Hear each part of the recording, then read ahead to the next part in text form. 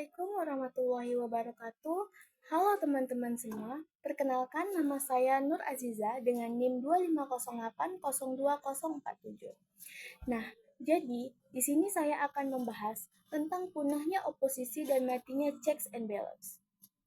Kasus yang akan saya bahas adalah kondisi ketika sebagian besar partai politik memilih bergabung ke dalam koalisi pemerintah.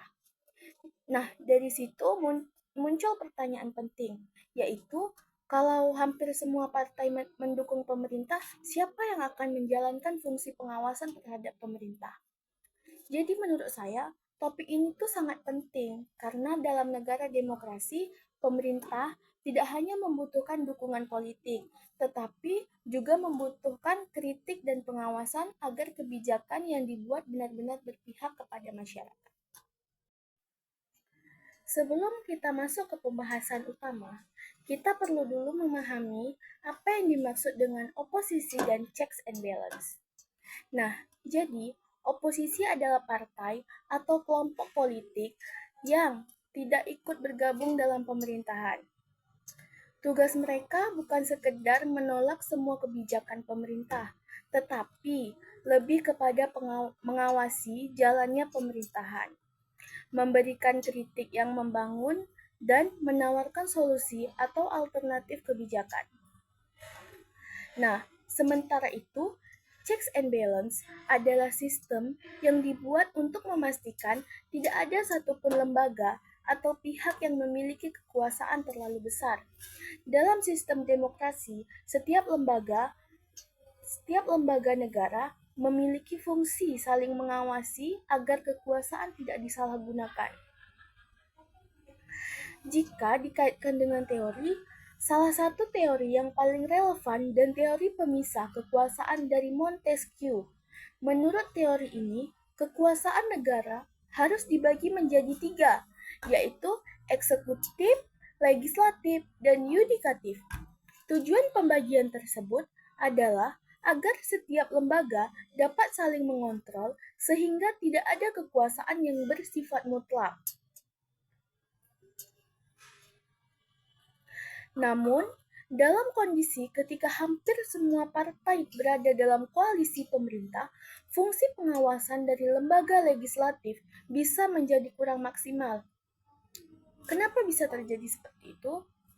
Karena sebagian besar anggota parlemen berasal dari partai yang sama-sama mendukung pemerintah. Akibatnya, kritik terhadap kebijakan pemerintah itu menjadi semakin sedikit. Selain itu, juga kita lihat dari teori demokrasi. Salah satu ciri demokrasi yang sehat adalah adanya kompetisi politik, kebebasan menyampaikan pendapat, dan pengawasan terhadap pemerintah. Oposisi merupakan bagian penting dalam mewujudkan hal tersebut. Karena dengan adanya oposisi ini, setiap kebijakan pemerintah akan dikaji dan dievaluasi sehingga keputusan yang diambil lebih berkualitas. Kondisi minimnya oposisi tentu memiliki beberapa dampak. Salah satunya adalah fungsi pengawasan di parlemen menjadi kurang efektif. Kebijakan pemerintah lebih mudah disetujui karena mayoritas anggota parlemen berasal dari partai pendukung pemerintah. Tapi di satu sisi, kondisi ini memang dapat mempercepat proses pengambilan keputusan. Akan tetapi, di sisi lain, resiko terjadi penyalahgunaan kekuasaan juga menjadi lebih besar apabila tidak ada pihak yang memberikan kritik atau masukan. Selain itu juga, masyarakat juga bisa kehilangan kepercayaan terhadap lembaga politik apabila merasa tidak ada lagi pihak yang benar-benar mewakili suara mereka di parlemen.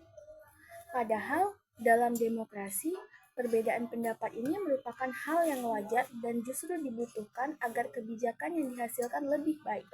Jadi, kesimpulan yang dapat kita ambil dari pembahasan tersebut adalah bahwa oposisi ini memiliki peran yang sangat penting dalam sistem demokrasi. Oposisi bukanlah musuh pemerintah, melainkan mitra yang berfungsi mengawasi jalannya pemerintahan agar tetap sesuai dengan aturan dan kepentingan masyarakat. Konsep Checks and balance ini juga menjadi salah satu fondasi utama dalam negara demokrasi. Oleh karena itu, meskipun koalisi pemerintahan sangat besar, fungsi pengawasan tetap harus berjalan dengan baik, sehingga kualitas demokrasi ini tetap terjaga.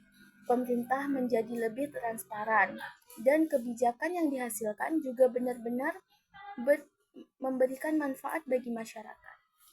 Sekian video dari saya. Apabila ada kesalahan, saya mohon maaf. Wabillahi taufiq wal hidayah. Assalamualaikum warahmatullahi wabarakatuh.